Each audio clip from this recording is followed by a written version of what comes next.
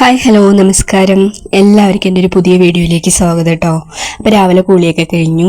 ഭഗവാന്റെ അടുത്ത് ഇന്നത്തെ ഒരു ദിവസം വലിയ കേടുപാടൊന്നും ഇല്ലാതെ പോണേ ഭഗവാനെ എന്നൊക്കെ പ്രാർത്ഥിച്ചതിന് ശേഷം നമ്മളിതങ്ങനെ അടുക്കളയിലേക്ക് എത്തിയിരിക്കുകയാണ് കേട്ടോ. അപ്പോൾ ഇന്ന് ദോശയാണ് കേട്ടോ ഉണ്ടാക്കാൻ പോണത്.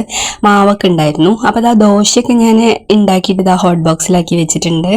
അപ്പോൾ അച്ചുവിന് നേരത്തെ പോകണം കേട്ടോ, അവൾക്ക് ക്ലാസ് ഉണ്ട്. അപ്പോൾ ദോശയ്ക്ക് ഒരു കറി ഉണ്ടാക്കണം. അപ്പോൾ ഇന്ന് ചട്നിയും ചമ്മന്തിയൊന്നും വേണ്ടാന്ന് വെച്ചിട്ടാണ് കേട്ടോ. അപ്പോൾ എന്താണ് ചട്ടകം കൊണ്ട് നിങ്ങളൊന്ന് മിരട്ടിയതാണ് കേട്ടോ. മര്യാദയ്ക്ക് വീഡിയോ കണ്ടിട്ട് എല്ലാവരും ലൈക്ക് ചെയ്യണം, അതുപോലെ കമൻറ്റ് പറയണം, നിർബന്ധമാണ് കേട്ടോ. കമൻറ്റ് പറയാതെ ആരും പോകരുത് കേട്ടോ. അപ്പോൾ എന്താ വെച്ചാൽ നിങ്ങൾ പറയണം, കേൾക്കാനുള്ള ഒരു ആഗ്രഹം കൊണ്ടാണ്, വേറൊന്നല്ല. അപ്പോൾ ഇത് ഇന്നലത്തെ കറിയാണ് കേട്ടോ. ഗ്രീൻ പീസ്, സോയ, ഉരുളക്കിഴങ്ങ്, തക്കാളിയൊക്കെ ഇട്ട് വെച്ചൊരു ചപ്പാത്തി ആയിരുന്നു നല്ല രാത്രി. അപ്പോൾ അതിനുണ്ടാക്കിയ മസാലക്കറി കുറച്ച് ബാക്കിയുണ്ടായിരുന്നു. അപ്പോൾ ഞാനതങ്ങനെ ഫ്രിഡ്ജിലേക്ക് വെച്ചിട്ട് രാവിലെ എടുത്ത് പുറത്തേക്ക് വെച്ചതാണ് കേട്ടോ. അപ്പം അച്ചു നേരത്തെ പോവുക കാരണം കൊണ്ട് അച്ചുവിന് അത് കഴിച്ചിട്ട് പോവാലോ.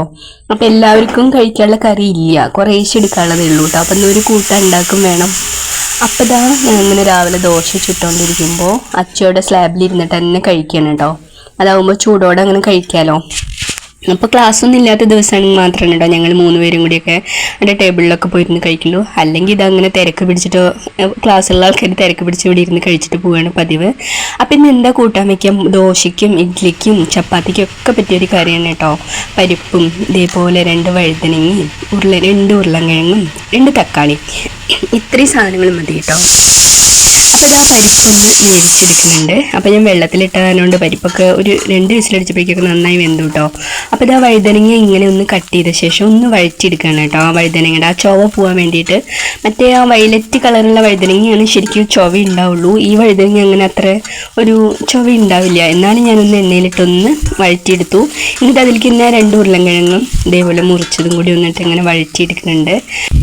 എന്നിട്ട് വേവിച്ച് വെച്ച പരിപ്പുണ്ടല്ലോ, അതും വെജിറ്റബിൾസിലേക്ക് ചേർത്ത് കൊടുക്കണം കേട്ടോ. വഴുതനങ്ങി ഉരുളക്കിഴങ്ങൊക്കെ വഴറ്റിയിലേക്ക് നമ്മൾ വേവിച്ചത് ആ പരിപ്പ് നന്നായിട്ട് വെന്തു കേട്ടോ. ഒന്നും ഉടയ്ക്കേണ്ട ആവശ്യം കൂടി ഇല്ല. ഇനി അത് കഷ്ണമായിട്ട് നന്നായിട്ട് ബ്ലെൻഡ് ആയിക്കോളും.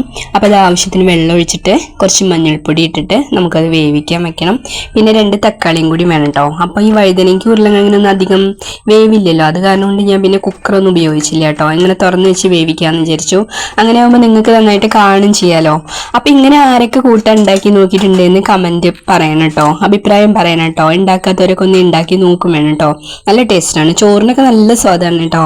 അപ്പോൾ കട്ട് ചെയ്ത 2 തക്കാളിയും കല്ലുപ്പൊക്കെ എടുത്തിട്ട് നമ്മൾ കൂട്ടാൻ ഒന്ന് വേവിക്കാം, കഷ്ണങ്ങളൊക്കെ ഒന്ന് വേവിക്കാൻ വെക്കണം കേട്ടോ. അപ്പോൾ അതവിടെയൊക്കെ നന്നായിട്ടൊന്ന് വെന്ത് വരട്ടെ കേട്ടോ. അപ്പോൾ നന്നായിട്ട് വെന്ത് വന്നിട്ടുണ്ട്. അധികം വേവൊന്നും വേണ്ട, ഒരു 5-10 മിനിറ്റ് അത്രേ വേണ്ടുള്ളൂ. വഴുതനങ്ങയ്ക്കൊന്നും അധികം വേവില്ലല്ലോ. അപ്പോൾ കഷ്ണങ്ങൾ നന്നായി വെന്ത് വന്നിട്ടുണ്ട്. ഇനി അതിലേക്കുള്ള പൊടികൾ ചേർക്കാൻ പോവാണ് കേട്ടോ. അപ്പോൾ ഇതിന് തേങ്ങയൊന്നും വേണ്ട കേട്ടോ. ഇത്രയും മതി. കുറച്ച് കായപ്പൊടി, പിന്നെ കുറച്ച് മല്ലിപ്പൊടി, കുറച്ച് മുളക് പൊടി. അത് ഒരുപാടൊന്നും വേണ്ട കേട്ടോ. നമ്മൾ സാമ്പാർ വെക്കുമ്പോൾ എപ്പോഴായാലും ഇതൊരു സാമ്പാർ പോലുള്ളൊരു കൂട്ടാൻ തന്നെയാണ്.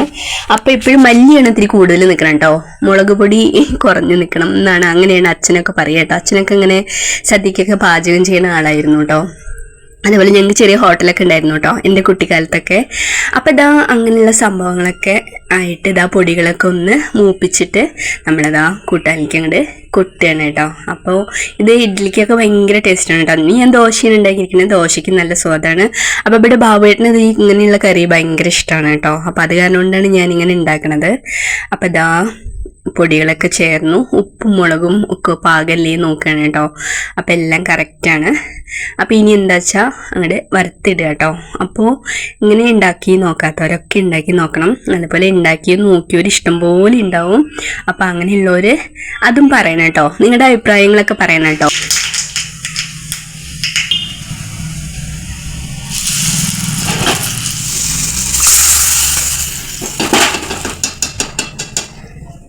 അപ്പോൾ സൂപ്പർ വഴുതനങ്ങ മസാലക്കറി തയ്യാറായിട്ടുണ്ട്. വഴുതനങ്ങ, ഉരുളക്കിഴങ്ങ്, പരിപ്പ്, 2 തക്കാളി, ഇത്രയും സാധനങ്ങളേ ഉള്ളൂ കേട്ടോ. എന്നാൽ നല്ല സ്വാദാണ്. ദോശയ്ക്കും ഇഡ്ഡലിക്കും ഭൂരിക്കും ചപ്പാത്തിക്കും ഒക്കെ കൂട്ടാം. പക്ഷെ എനിക്ക് തോന്നുന്നു, എനിക്കിഷ്ടം സത്യം പറഞ്ഞാൽ ഇത് ചോറ് കൂട്ടി ഇത് ഉണ്ണാനാണ് കേട്ടോ. എനിക്ക് ഭയങ്കര ഇഷ്ടമാണ്. അപ്പോൾ ഇത് ഉച്ചയ്ക്ക് ഇതന്നെ കൂട്ടിയിട്ടാണ് കേട്ടോ ഊണ് കഴിക്കുന്നത്. അപ്പോൾ ഇങ്ങനെ കഴിച്ചിട്ടുള്ളവരൊക്കെ അഭിപ്രായം പറയണം കേട്ടോ. അപ്പോൾ ഇതാ ഫുഡൊക്കെ തയ്യാറായിട്ട് ബാബുവേട്ടന് ഫുഡ് കൊടുക്കാൻ പോവാണ് കേട്ടോ. ബാബുവേട്ടന് രാവിലെ ഓട്ടുണ്ട്. അപ്പോൾ ഇതാ ബാബുവേട്ടന് ദോശ എടുത്തു. അപ്പോൾ നമ്മൾ ആ കല്ലിൽ ദോശ ചുട്ടിട്ടാണ് കേട്ടോ. ദോശ ഇങ്ങനെ മുരിഞ്ഞിരിക്കുന്നത് കരിഞ്ഞിട്ടൊന്നല്ല കേട്ടോ. നോൺ സ്റ്റിക്കിലാണെങ്കിൽ നമുക്ക് ഇങ്ങനെ വെള്ള കളറിൽ തന്നെ കിട്ടും. പക്ഷെ എനിക്ക് നോൺ സ്റ്റിക്കിൽ ഉണ്ടാക്കണ അത്ര ഇഷ്ടമല്ല. അത് കാരണം കൊണ്ട് നമ്മൾ കല്ലിൽ തന്നെയാണ് കേട്ടോ ദോശയ്ക്ക് ഉണ്ടാക്കുക.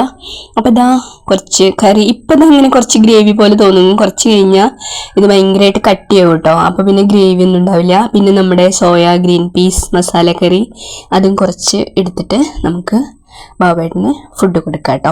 അപ്പം നമ്മൾ കല്യാണത്തിനൊക്കെ പോകുമ്പോൾ സദ്യയിലുണ്ട് കണ്ടിട്ടില്ലേ, ഇങ്ങനെ സോയ, കടല അല്ലെങ്കിൽ ഗ്രീൻ പീസ് ഒക്കെ ചേർത്തിട്ടുള്ള മസാലക്കറി കണ്ടിട്ടില്ലേ. ഗ്രീൻ പീസ് അധികം ഉണ്ടാവില്ല, ഒരു ഉരുളൻകിഴങ്ങ് ഇട്ടിട്ട് വെക്കുക. അപ്പം അത് ഈ പട്ട ഗ്രാമ്പൊക്കെ കുറച്ചൊക്കെ ചേർക്കാം കേട്ടോ. അതിൻ്റെ ഫ്ലേവർ ഓവർ ആവാതെ ചേർത്ത് കഴിഞ്ഞാൽ നല്ല സ്വാദാണ് കേട്ടോ. എനിക്ക് ഈ പട്ട ഗ്രാമ്പു അതിൻ്റെയൊക്കെ ടേസ്റ്റ് അധികം ഇഷ്ടമല്ല, എന്നാൽ ഒരു ഇത്തിരിയൊക്കെ ആവും ചെയ്യാം. അപ്പോൾ ബാബുവേട്ടന് ഭയങ്കര സന്തോഷമായിട്ടോ. ഞാൻ ഇന്നാൾ പറഞ്ഞല്ലോ ബാബുവേട്ടന് ഇങ്ങനെ കറികളൊക്കെ കൂട്ടിയിട്ട് ഫുഡ് കഴിക്കാനാണ് കേട്ടോ ഇഷ്ടം. അപ്പം അതാ അച്ചു ഉച്ചയ്ക്ക് വന്നിട്ട് ഊണ് കഴിച്ചതാണ് കേട്ടോ. അത് അവൾക്ക് ചോറ് കൂട്ടിയിട്ട് കറി കൂട്ടി കഴിക്കണം എന്ന് പറഞ്ഞിട്ട്. അപ്പം ഞാൻ എന്താണ് ഇങ്ങനെ കാണിച്ചതെന്ന് വെച്ചാൽ അത് ചോറിനും നല്ല സ്വാദാണ് കേട്ടോ. നല്ല ടേസ്റ്റുള്ള ഒരു കറിയാണ്. അപ്പോൾ നമ്മുടെ പൂച്ചക്കുട്ടികളൊക്കെ അവിടെ ഇങ്ങനെ ഓരോ ഭാഗത്ത് കിടക്കണ്ട കേട്ടോ. അപ്പം ഇന്ന് രാവിലെ വലിയ മഴയൊന്നുമില്ല, അതിൻ്റെ വെയിലാണ് കേട്ടോ മുഖത്തേക്ക് തട്ടിക്കൊണ്ടിരിക്കുന്നത്. അല്ലെങ്കിൽ 3-4 ദിവസമായിട്ട് ഇങ്ങനെ, 3-4 ദിവസമല്ല മഴ തന്നെയല്ലേ, രാത്രിയും പകലും ഒക്കെ ഇപ്പം മഴ തന്നെയായിരുന്നു. അപ്പോൾ ഇന്ന് രാവിലെ ഒക്കെ ഒരു വെയിലൊക്കെ കാണാണ്ട് കേട്ടോ. അപ്പോൾ അത് ബൊമ്മിക്കുട്ടി ഇവിടെയൊക്കെ കിടന്നിട്ട് ബൊമ്മിക്കുട്ടിയുടെ ചെമ്പകപ്പൂമീനി വൃത്തിയാക്കിക്കൊണ്ടിരിക്കുകയാണ് കേട്ടോ.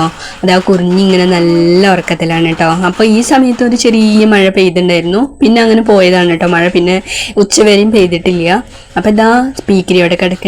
ബബ്ലിക്കുട്ടൻ എന്താ അതിൻ്റെ മുകളിൽ കിടന്നുറങ്ങുകയാണ് കേട്ടോ. അപ്പോൾ ബാബുവേട്ടൻ അവിടെ വണ്ടിയൊക്കെ കഴുകുന്നുണ്ട്. അപ്പോൾ അവന് വെള്ളം അവൻ്റെ മേത്താവും അലർജിയാണ് എന്ന് പറഞ്ഞിട്ട് കയറി കിടക്കുന്നതാണ്. അപ്പോൾ ചമ്പിക്കുട്ടി വേറെ എവിടേക്കോ കറങ്ങാൻ പോയിരിക്കുന്നു കേട്ടോ. അവളെ കാണാനില്ല, അത് കാരണം കൊണ്ടാണ് ഞാൻ അവളെ കാണിക്കാതിരുന്നത്. അപ്പോൾ വീഡിയോ ഇഷ്ടപ്പെട്ട എല്ലാവരും സപ്പോർട്ട് ചെയ്യണം. അപ്പോൾ ഇതുവരെ എൻ്റെ വീഡിയോ കാണാൻ മനസ്സ് കാണിച്ച എല്ലാവർക്കും ഒരുപാട് നന്ദി, സ്നേഹം. നമുക്ക് അടുത്ത വീഡിയോ ആയിട്ട് വീണ്ടും കാണാം. Okay, by.